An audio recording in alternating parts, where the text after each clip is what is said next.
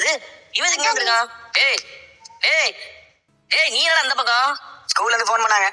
கிருஷி எல்லா சப்ஜெக்ட்லயும் first mark வாங்கிருக்கானா, அதுக்கு certificate கொடுக்குறாங்களா. சரி அதுக்கு இதுக்கு ஒண்ணு கூப்பிட்டாங்க. அந்த சர்டிபிகேட்டை என் கையால் தான் வாங்குவேன்னு கிருஷி சொல்லியிருக்கான். என்ன நான் சொல்றேன் அவன்? ஏய் கிருஷி அப்பெல்லாம் சொல்லியிருக்க மாட்டான்டா. அப்படியே சொல்லியிருந்தாலும் அவன் எங்க 2 பேரை தான் வர சொல்லியிருப்பான். டேய் நம்ம குடும்பத்திலேயே நான் தானே அதிகமா படிச்சவன். அது அந்த சின்ன பையனுக்கும் தெரியும்ல, அதனால தான் என்ன வர சொல்லியிருக்கான். படிச்சவன் நீ தான்டா, அதை நான் ஒத்துக்கிறேன். ஆனா அறிவில்லையே. சர்டிபிகேட்டை கொடுங்க, நான் முட்டன் கிட்ட காட்டுறேன். டேய் அவனுக்கு இதுல என்ன எழுதுறதுன்னு கூட தெரியாதுடா. அவனுக்கு படிக்கவே தெரியாது. உங்களுக்கு மட்டும்தான் எல்லாம் தெரியும்னு நினைக்காதீங்க. அவருக்கும் 4 விஷயம் தெரியும். படிச்சிருந்தா பெரிய அறிவாளின்னு அர்த்தம் இல்ல. உங்க கண்ணுக்கு மத்த எல்லாரும் முட்டாளாக தெரிவாங்களா? மீனா, அவர் அந்த அர்த்தத்துல ஒன்னும் சொல்லல. மீனா, மனோஜ், நீ எதுக்கு இப்படி எல்லாம் பேசிட்டு இருக்க? மத்தவங்க யாரையுமே நம்ம குறைச்சு பேசக்கூடாது. அவரோட ஃபீல்டுல அவருக்கு நாலேஜ் இருக்கும். நான் பார்லமா திடீர்னு நமக்கெல்லாம் சப்போர்ட் பண்ற. என்னாச்சுங்க? வர எல்லாம் புதுசா இருக்கு. ரிஷி எதுக்கு எடுத்தப்ப மனோஜ் பேரை தான் சொல்றான், நீ அவங்கள போட்டு சொல்ற. ரிஷி அவர் வரணும் தானே ஆசைப்பட்டிருக்கான். அவர் கூடவே போகணும்னு அவனுக்கு தோணும் இல்லைங்க, விடுங்க. ஏய் நீங்க ஊர் சுத்திட்டு வர?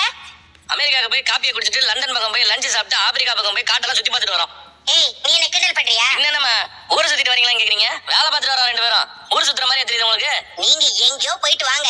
இவனுக்கு நீங்க எடுப்பு வேலை செய்ய வேண்டியதானே? எதுக்கு ஏன் பிள்ளை அனுப்புனீங்க? டாடி யாரடா சொல்ற? டாடி என்ன ஸ்கூல்ல டிராப் பண்றீங்களா? திரேசு வா. தாத்தா எதுப்பா மனோஜ் டாடின்னு கூப்பிட்ட? யார் கூப்பிட சொன்னது?